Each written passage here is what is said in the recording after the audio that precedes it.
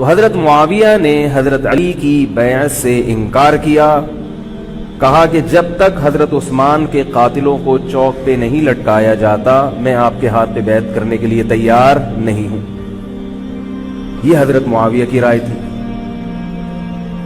حضرت علی کی رائے یہ تھی کہ میرے لیے یہ فی الحال ممکن نہیں ہے، لہذا اور اس سے ہو کیا رہا ہے، حکومت دو حصوں میں ڈیوائیڈ ہو رہی ہے۔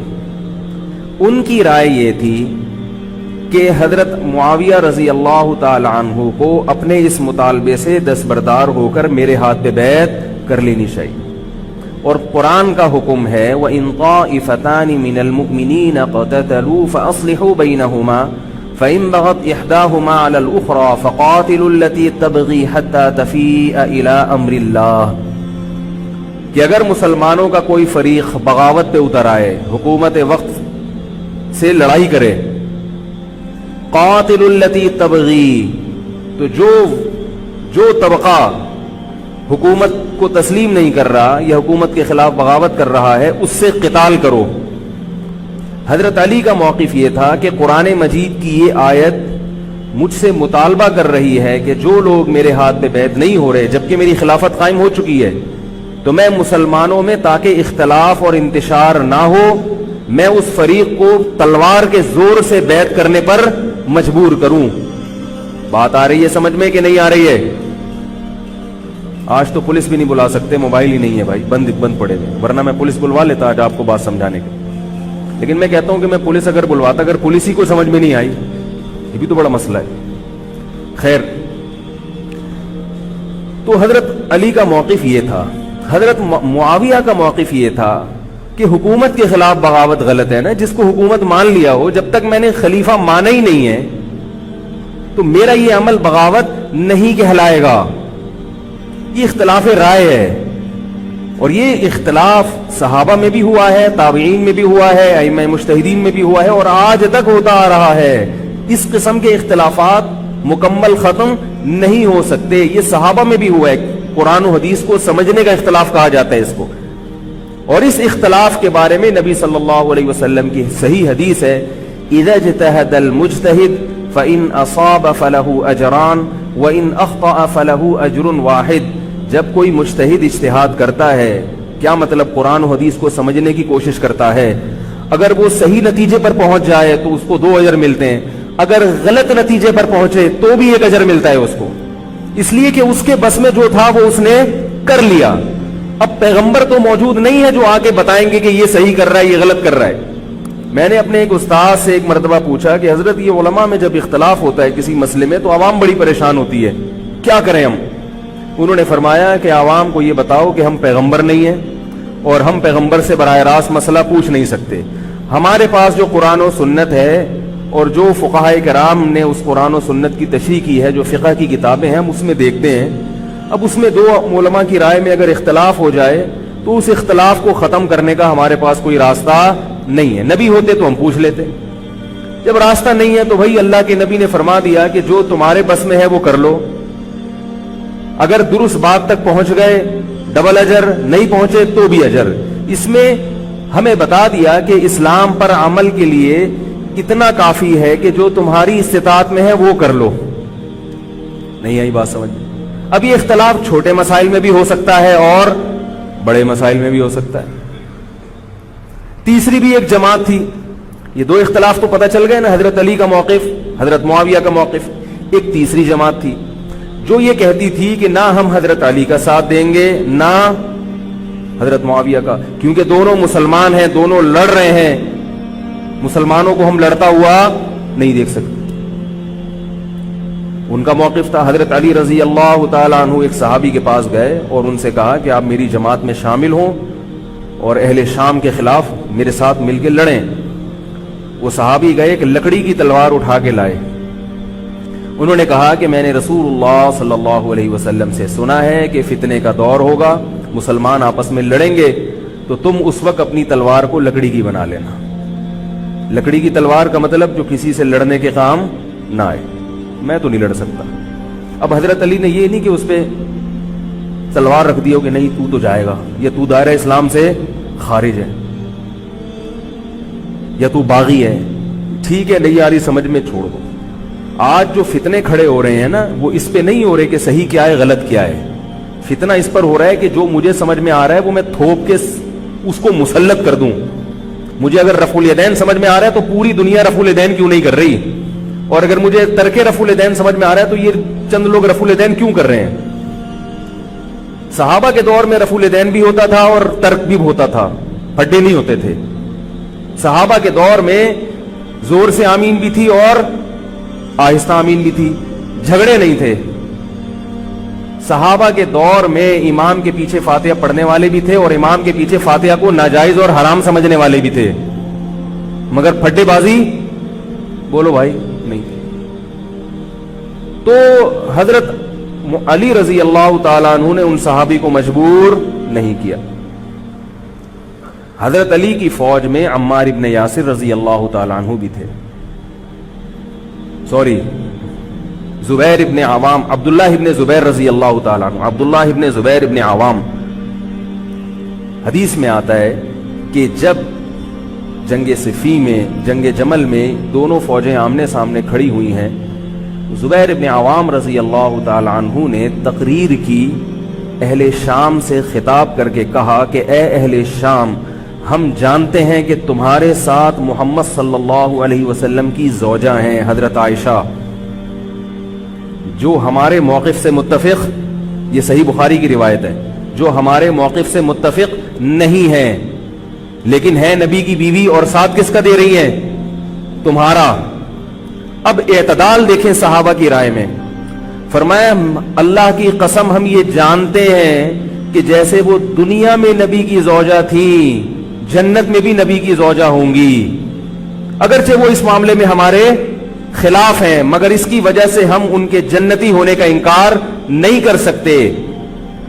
کیا مطلب, ان کی سمجھ میں جو آ رہا ہے وہ اس کے حساب سے کر رہی ہیں, لیکن ہماری سمجھ میں ان کی بات نہیں آ رہی.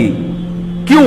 اس لیے فرمایا کہ ہم یہ دیکھ رہے ہیں کہ اللہ ہمیں نبی کی زوجہ عائشہ رضی اللہ تعالی عنہا کے ذریعے آزما رہا ہے کہ تم نبی کی زوجہ کو دیکھتے ہو یا قرآن کے حکم کو دیکھتے ہو. قرآن کہہ رہا ہے کہ خلیفہ کے خلاف بغاوت نہیں ہو سکتی, کائنم من کان, بغاوت کرنے والا کوئی بھی کیوں نہ ہو. تو نہ چاہتے ہوئے بھی ہم تمہارے خلاف آگے کھڑے ہوئے ہیں. خدا کی قسم اس آزمائش میں ہمیں کس نے ڈالا ہے, اللہ نے ڈالا ہے. وہ لوگ جو حضرت عائشہ رضی اللہ تعالی عنہا پر تہمتیں لگاتے ہیں, جو حضرت معاویہ کو برا بھلا کہتے ہیں, وہ لوگ حضرت علی اور ان کے ساتھیوں سے سبق کیوں نہیں سیکھ لیتے. ایک مرتبہ میرے پاس ایک سوال آیا, سوال کرنے والے نے حضرت معاویہ کی شان میں گستاخی کا پورا ایک باب باندھا ہوا تھا. اس نے کہا کہ جس نے نبی کے داماد کے خلاف تلوار اٹھائی وہ اسلام میں معاذ اللہ کیسے ہو سکتا ہے, اور ایسے برے برے القاب کہ میں زبان پہ بھی نہیں لا سکتا. میری عادت ہے شارٹ کٹ جواب دینے کی, گل ویلے دی تے پھل موسم دا. اتنا ٹائم تھوڑی ہے کہ ہر آدمی کے سوال کو لے کے بیٹھ جائیں. میں نے کہا آپ کے جواب میں اتنا کافی ہے کہ یہ وہ الزامات ہیں کہ جس کے خلاف تلوار اٹھائی اس نے بھی یہ الزامات نہیں لگائے. مدعی سست اور گواہ چست. نہیں آ رہی میرا خیال ہے بات. جو حضرت علی کے ساتھ تھے انہوں نے تو یہ کچھ حضرت معاویہ کے خلاف نہیں کہا, انہوں نے وہ تو پھر بھی جنتی مان رہے ہیں, ایک دوسرے کی نماز جنازہ میں شریک ہو رہے ہیں, مال غنیمت کو تقسیم نہیں کر رہے, ایک دوسرے کی عورت پہ ہاتھ نہیں اٹھا رہے, احترام کر رہے ہیں, ایک دوسرے کے پیچھے جنگ ختم ہونے کے بعد نمازیں پڑھی جا رہی ہیں. اللہ تعالیٰ نے یہ مثال صحابہ کی قائم کی ہے دنیا کو دکھانے کے لیے کہ ان میں اتنا بڑا اختلاف ہو کہ تلواریں بھی چل جائیں تو وہ اختلاف بھی حدود سے تجاوز نہیں کرتا. اور ہمارے چھوٹے چھوٹے اختلافات میں کیا ایک دوسرے کے خلاف بہتان تراشیاں اور زبان درازیاں ہوتی ہیں. تو یہ اختلاف تھا حضرت علی اور حضرت معاویہ کا, جس میں تین فریق تھے. ایک حضرت علی تھے, ان کا موقف یہ تھا کہ میرے لیے تلوار اٹھانا واجب ہے. حضرت علی کے ساتھ جو لوگ تھے ان کا بھی یہ موقف تھا. حضرت معاویہ کا یہ موقف تھا کہ میں باغیوں کی فہرست میں آتا نہیں ہوں. کیوں نہیں آتا؟ اس لیے نہیں آتا کہ میں نے خلافت کو تسلیم نہیں کیا. اور ان کے ساتھ بھی صحابہ کرام کی ایک جماعت تھی, اور تیسرا موقف بہت سارے صحابہ یہ تھے جو کہتے تھے ہم کسی کا ساتھ نہیں دیں گے, دونوں طرف مسلمان ہیں, ہماری تلوار سے کسی مسلمان کا خون ہو ہم یہ برداشت نہیں کر سکتے. ہماری رائے یہ ہے, اہل سنت والجماعت کی رائے یہ ہے کہ یہ ان تینوں فریقوں میں جو برحق تھے وہ حضرت علی تھے, کیونکہ حکومت تھی ان کے پاس. باقی جو دونوں فریق تھے صحابہ کرام کے, ان سے غلطی ہوئی ہے, مگر یہ غلطی اجتہادی ہے. یہ نفس پرستی والی غلطی, حکومت کی لالچ والی, دولت کی لالچ والی, یا ہٹ دھرمی والی, یا ضد والی غلطی بولو بھائی نہیں ہے. یہ وہ غلطی ہے جس کے بارے میں محمد صلی اللہ علیہ وسلم نے فرمایا کہ اگر مجتہد سے غلطی ہوتی ہے تو بھی اس کو اجر ملتا ہے, کیونکہ اللہ نے قرآن میں فرمایا فاتقوا اللہ ما استطعتم, اللہ سے اتنا ڈرو جتنی تم میں استطاعت ہے. تو ان کی جتنی سمجھ میں آیا انہوں نے اس حساب سے کیا. تو دو جنگیں ہوئی ہیں, جنگ جمل اور جنگ صفین. اب ایک اور بات ہے, تاریخی حقیقت ہے کہ دو جنگوں کے بعد حضرت علی رضی اللہ تعالی عنہ کو خوارج نے شہید کر دیا. یہ وہی خوارج جو حضرت عثمان کے قاتل تھے. انہوں نے شہید کس کو کیا؟ حضرت علی کو. حضرت علی کی شہادت کے بعد حضرت حسن رضی اللہ تعالی عنہ کی 6 مہینے تقریباً خلافت رہی. حضرت حسن رضی اللہ تعالی عنہ نے امت میں جوڑ پیدا کرنے کے لیے حضرت معاویہ رضی اللہ تعالی عنہ سے صلح کر لی اور خلافت سے دستبردار ہو کر حضرت معاویہ کے ہاتھ پر بیعت ہو گئے. نہیں آ رہی میرا, پولیس کو فون کریں یار, بہت اہم بات ہے یہ, اس کو اچھی طرح سمجھ لیں, اللہ کرے سمجھ میں آ جائے. تو جب یہ ہو گیا تو مسئلہ ختم ہو گیا نا. لوگوں نے حضرت حسن سے کہا, یہ میں بالکل مستند روایتیں پیش کر رہا ہوں, اس کے سب کے حوالے ہیں, اور بہت ایسا نہیں ہے کہ تاریخ کی کتابوں کے, یہ احادیث کی کتابوں کے سے پیش کر رہا ہوں. حدیث کا جو معیار ہے وہ تاریخی کتب سے بہت زیادہ ہوتا ہے. لوگوں نے حضرت حسن سے یہ کہا کہ یہ تو عار اور ذلت کی بات ہے کہ آپ کے والد نے جس کے خلاف 2 جنگیں لڑی ہوں, تو آپ اپنے والد کی جس سے دشمنی رہی ہو, بیٹا اس سے بیعت ہو رہا ہے. ہمارے ہاں اس کا تصور ہے. سیاسی لوٹے ہمارے ہاں بہت ہیں, مگر وہ بھی دنیاوی مفاد میں دائیں بائیں لڑکتے ہیں. آخرت کی خاطر کوئی اپنے ہوتے سے دستبردار ہو جائے, یہ نہیں ہوتا. حضرت حسن اہل بیت میں سے ہیں. حضرت حسن بیعت ہو گئے کس کے ہاتھ پر؟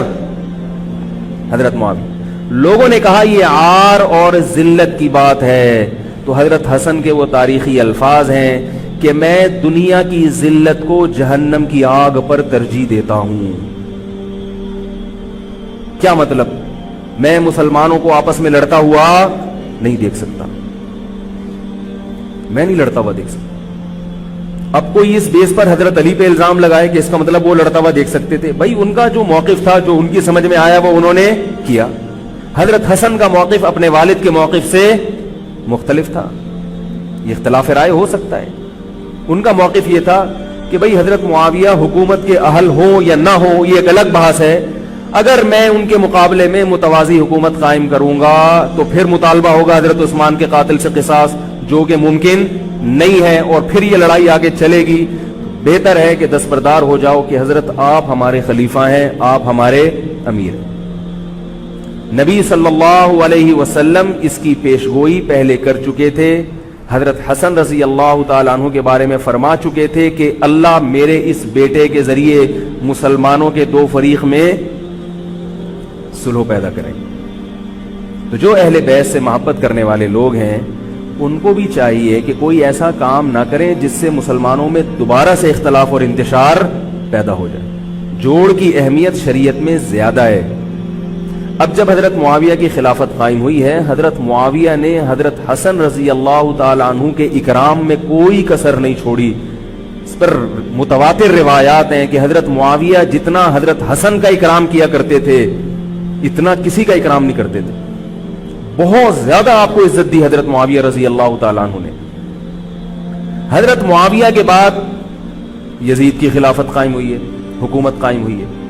حضرت معاویہ صحابی رسول تھے, بہت سارے صحابہ کو آپ کے طریقہ حکومت پر اعتراض تھا، کیونکہ بہرحال باقاعدہ سلیکشن نہیں ہوئی تھی، لیکن پھر بھی صحابہ کرام نے جب حضرت حسن بیعت ہو گئے تو باقی کس کو اعتراض کا ہوگا بھائی۔ پھر حضرت معاویہ رضی اللہ تعالیٰ عنہ کے دور میں بہت جہاد ہوا ہے، اسلامی خلافت، ہمارا جو بر صغیر میں اسلام آیا ہے اس کا بہت بڑا حصہ حضرت معاویہ کے دور میں اسلام آیا یہاں۔ حضرت معاویہ کے بعد جب یزید خلیفہ بنا ہے مسلمانوں کا، تو بہت سارے صحابہ نے یزید کے ہاتھ پہ، بہت سارے تو نہیں، چند صحابہ نے یزید کے ہاتھ پر بیعت کرنے سے انکار کر دیا۔ وہ اتنے تھوڑے صحابہ ہیں جن کو انگلیوں پہ گنا جا سکتا ہے، جن میں حضرت حسین بھی تھے، حضرت حسن نہیں، حضرت حسن کے بھائی، بولو بھائی، حضرت حسین۔ جمہور صحابہ کا موقف یہ تھا کہ یزید کا طریقہ خلافت اگرچہ غلط ہے، طریقہ حکومت اگرچہ غلط ہے، مگر رسول اللہ صلی اللہ علیہ وسلم کی صحیح احادیث موجود ہیں۔ نبی صلی اللہ علیہ وسلم نے فرمایا، صحیح بخاری کی حدیث ہے، اسمعوا واطیعوا ولو سلط علیکم رجل حبشی کأن رأسہ ذبیبہ۔ آپ صلی اللہ علیہ وسلم نے فرمایا، سنو اور اطاعت کرو، اگرچہ تم پر کوئی حبشی غلام مسلط کر دیا جائے جس کا سر کشمش کی طرح پچکا ہوا ہو۔ کیا مطلب؟ سلیکشن نہیں ہوئی بلکہ زبردستی مسلط ہو گیا کسی بھی طرح سے، اور جو مسلط ہوا وہ کسی بھی لحاظ سے حکومت کرنے کا اہل نہیں ہے، غلام ہے، غلام کبھی بھی حکومت کا اہل نہیں ہوتا، اور غلام بھی حبشی، کالا کلوٹا، گوروں سے جس کو ویسے ہی تبھی نفرت ہو، بھائی ہم سارے سفید ہیں اور یہ ایک بلیک کہاں سے آ گیا، دوسری قوم کا آدمی۔ انسان دوسری قوم کے آدمی کو قبول نہیں کرتا، قوم بھی دوسری، اور فرمایا شکل بھی اچھی نہیں ہے۔ بھائی حاکم کم از کم شکل کا اچھا ہو تو اطاعت کرتے ہوئے مزہ آتا ہے، شکل بھی اچھی نہ ہو تو آدمی کہتا ہے یار اس کی مانوں میں، عجیب سا ہے یہ فطرت ہے انسان کی۔ لوگ کوشش کرتے ہیں امام لائے تو شکل بھی اچھی ہو اس کی، یہ کوشش کرتے ہیں لوگ، امام میں پتہ نہیں کیا کیا دیکھ رہے ہوتے ہیں۔ تو کیا ہے، شکل بھی اچھی نہیں ہے اور عقل بھی نہیں ہے، سر پچکا ہوا ہے کس کی طرح، کشمش کی طرح۔ صحیح ہے بخاری کی حدیث۔ مطلب یہ کہ کسی بھی لحاظ سے نہ لک وائز اچھا لگ رہا ہے آپ کو، نہ اس کے اندر صلاحیتیں، مگر مسلط ہو گیا، کسی نے بھی مسلط کر دیا، تو آپ نے فرمایا اب اس کے خلاف بغاوت نہیں کرنی، اس کی اطاعت کرنی ہے۔